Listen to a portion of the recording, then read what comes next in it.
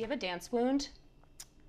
Oh, I don't know. It's like a mother wound, but from like being a dancer. I mean, like, yes, dance will obviously fuck you up, right? Like, the eating disorders, the deep emotional sense of comparison. The deep sense of comparison. Like, I remember I'm small, but I've always had an ass. Yeah. And I remember being in ballet class and getting into some kind of position, and my ballet teacher coming up and saying to the entire class, like, if she can do it, you should be able to too. And I had like 0% body fat on me. It wasn't that, it was just the shape of my I'm like, form. okay, go off. And you're like, you're 12, it's like, what does that do to your fucking psyche? It's insane. So do I have a dance wound? I think all dancers do. Definitely, but also when I think about what it's granted me in my life, the confidence, like, it's funny because I'm talking about like the dysmorphia and the eating disorders and whatever, but also like the deep comfort in my skin. And I think dance is such like an insanely primal human need and such an incredible pathway, not only to joy, but also to God. Yeah, period. To a large, like a higher power. And the fact that I have such easy access to that, I feel so grateful for, you know? So do I have a wound? Yes, but like, would I trade it for the alternative? Like, definitely not. I think there's something about being a good dancer that is such a power. You know what I mean? When someone can enter into a space and feel confident in their body, it like that automatically can put your stock so high with a lot of people. Dancing is my purest and first love, and it's a space where, as you just reflected, where I feel very deeply embodied, and very much in my power, and very much in my sensuality. Yeah. I think dance is like that's when I feel the sexiest for sure. I mean, you feel it. I look awkward. I'm like, oh, of course you feel sexy in that. You're really good. But anybody can get to that. Anybody can get to that place. I assure you. We'll get there. We'll get you in your hips. We'll get you in your hips. Okay. Get a yoga mat out and put on your favorite music and like feel good in your body.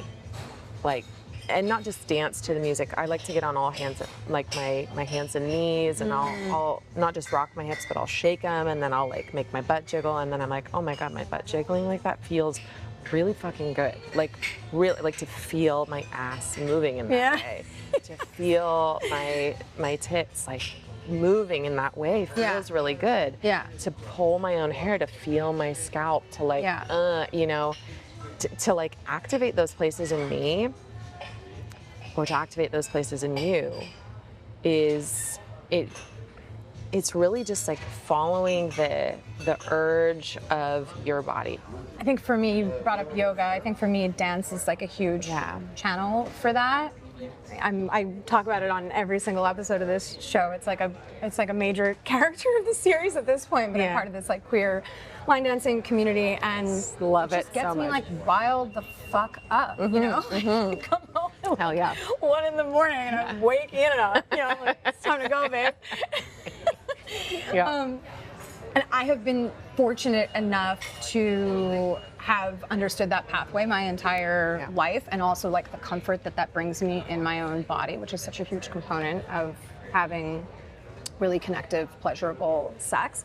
Getting to dance next to a bunch of queer people and sing for 3 hours and sweat.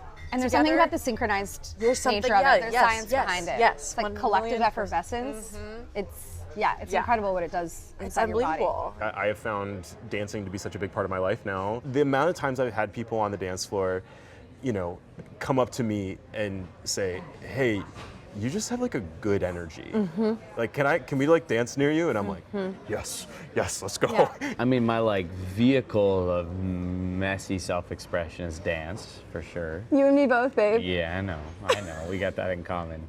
It's it's moving meditation, it's emotional expression. So much my career is verbal, and it's curated, and it's supposed to sound really good and nice, and dance is like a messier free-form format that allows that to be less, put together.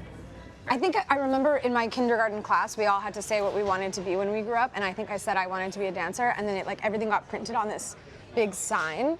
that got put up in our classroom, and then there was like a parent-teacher night and everybody got to see. And then I remember feeling kind of embarrassed because No one else said dancer. because everybody else said like astronaut and surgeon and shit like that. And I was like, oh no.